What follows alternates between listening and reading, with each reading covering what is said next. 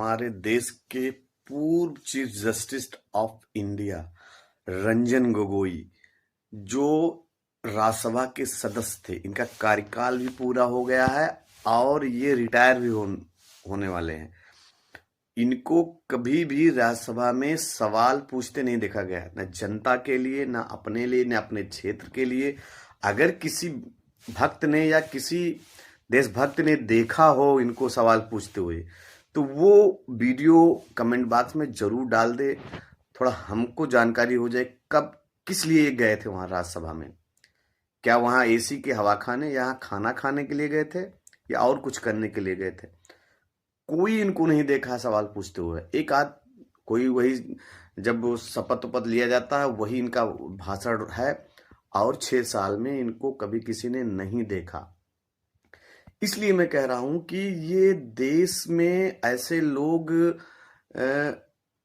राज्यसभा सदस्य बन जाते हैं, जो 12 सदस्य चुन के आते हैं, वो ऐसे खास खास लोग बने जाते। चीफ जस्टिस बन गए या डीजीपी बन गए, या इस देश में एक ऐसी विचारधारा चल रही है, उस विचारधारा का कोई उद्देश्य नहीं है देश को आगे ले जाने के लिए। वो विचारधारा सिर्फ एक ही विचारधारा पे चलती है, उसका विकास से कोई लेना देना नहीं है देश के। बस वो अपना एक अलग एजेंडा चलाता है। ऐसे लोगों को राज्यसभा सदस्य बनाया गया था कि कभी एक भी सवाल उन्होंने नहीं पूछा देश के लिए।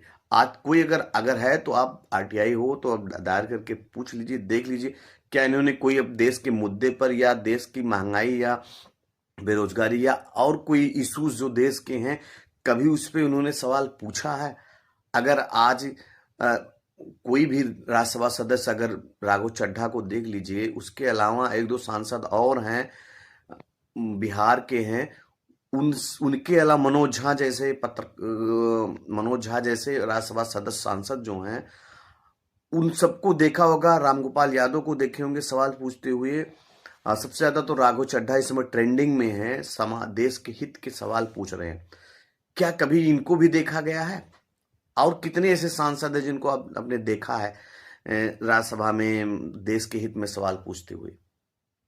बहुत कम ही, 2-4 को छोड़ के। राघव चड्ढा एक एक्सेप्शनल केस हैं वो, और कोई नहीं ऐसा है कि पूछ रहा हो देश के हित की सवाल। ऐसे क्यों बनाया जा रहा है राज्यसभा सदस्य? क्यों इसे मनोनीत कर दिया जा रहा है? क्या इसकी जरूरत है? आप जरूर कमेंट बॉक्स में लिखिए। जय हिंद, जय भारत।